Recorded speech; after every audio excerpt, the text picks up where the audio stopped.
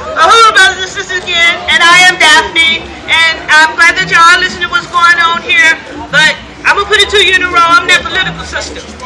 And like the first thing I want to say, in regards to stand your ground, it's time that black people, we stand our ground, okay? And that's what has to be understood. And I want, just to make one point clear, before I make these points, that it's been well over, what, 400 or 500 years, you know, that, so the action of Africans being murdered by systemic white power, be it in the form of the police or vigilantes or whomever, that's been going on. We've been being, what, murdered, raped, ravaged, imprisoned, lynched, mugged, tortured, everything economically underdeveloped, anything you can name that can happen to anything or anyone has been done to African people. Now I'm going to make some points to you, and I'm sorry I've been moving around, so if somebody made them, I'm sorry for repeating them, but I guess that means it needs to be heard twice. These facts that stand alone. The life of a dog is more important than that of a man, a black man. That's right. Now I'm going to give y'all an example that maybe some of y'all forgot about, and I ain't talking about the current ones. When Rakia Boy was murdered, okay? Trayvon, the officer, the pig that murdered Rakia, when he murdered Rakia, nothing happened. I be damned if a white police officer was up north on the beach, his dog ate a white woman dog. went and messed up somebody else's dog. The officer got fired for that, over a dog. I'm not done. I'm not done. Come on, baby. They're killing our brothers. Yes, sir. Yes, ma'am. A dude, he was a white guy. He was messed with a rat, an inflatable big rat. You know, the things that they have, the balloons or whatever. Yes. He ran it over, poked it. The brother sit inside of jail on $100,000 bond for running over a rat. But see, because y'all got to understand, it's open season on niggas. But you going to hell or jail if you fuck with a balloon. That's a problem. And we have to understand that's a problem.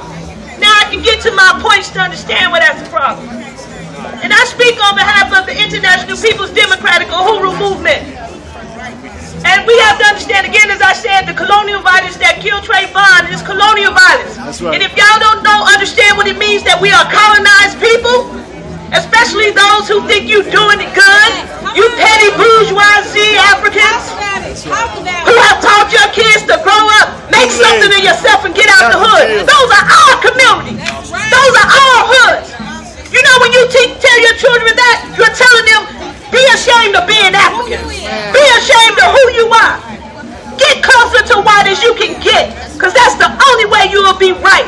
Stop telling your children that. Stop teaching our children to be ashamed of who we are. And that's the problem. And that's the thing. Y'all want to ask what's wrong with it, what these young kids doing. Y'all did it to them. We did it. We did that. Now let us take responsibility and bring our children back home. Back home and proud to be African young men so they can walk down the street. That's right. So when them pigs turn the corner, they turn the corner and see some proud African brothers looking at their ass like, what? That's what we have to teach our sons. Come on, Daddy. Stop teaching them. We mad out here, my young brothers. And those of y'all that's still around ain't got it here. If I slap you, you ready to slap me back. Yeah, come on. This system is slapping you, your mother, your father, your kids, your sisters. Y'all won't say nothing. Y'all don't go ask them, why ain't no job for me? That's right. Or y'all don't even bother tell them I won't be out here serving drugs if I could get a legal income. That's right. And understand that that is an illegal income that was imposed on our community for the purpose and necessities of imperialistic, colonizing white power, and that's all it is. Eugenics. Now my other point. Now the African petty bourgeoisie cannot lead the struggle for our Trayvon.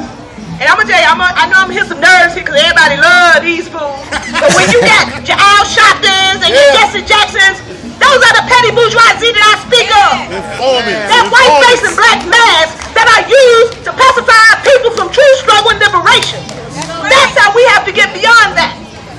And the main problem is that the masses of African working and poor people are not organized under our own self-interest revolutionary leadership, and we have to build organization. We have to build self-determination. We have to have our own school. That's why we have Sister Marissa. She has the Freedom School. That's why we have Brother Sankofa, who will be speaking. He teaches that history to our children. We have Brother X, who will be speaking. These are the brothers that we need to listen to, but they tell y'all to listen to Jay-Z and Beyonce. They put these fuckers up as like they're diplomats to our country. What about our brothers who have sacrificed?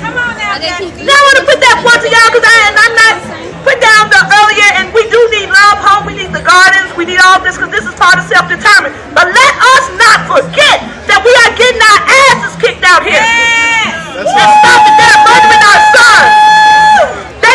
Y'all know damn well our sons ain't turning around pointing the weapon. Y'all know better than that. That's right.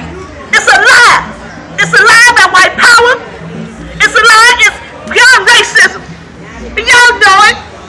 And they just do anything. And poor people just don't stand a chance, but no matter what color you are. But we get it worse. We are used to this. We are used to this. We're all born into this. Why do our children get to think the only way they can be right is to be like white? I'm sorry, no. We are okay. We are a proud people. We have to be a proud people, but we have to recognize who our enemy is. We have to teach our children to understand what colonization is, that we are under occupation and siege in our communities. We have to understand that. The police they're not there to protect and serve you, so those of you who think that they are, I'm sorry, this is the wake-up call. Your politicians sit in office, they're not there to serve you. They are there to keep your asses in check for white power. We have to govern our own people, teach our own children, be our own doctors. We have to do that. We have to save them. We have to say, as a young man in a wheelchair, we have to save them. And that's what we have to do, brothers, sisters. Understand, this is where we are. And understand it again. I'm with the International People's Democratic Uhuru Movement. And we are a mass revolutionary organization, and we are fighting and standing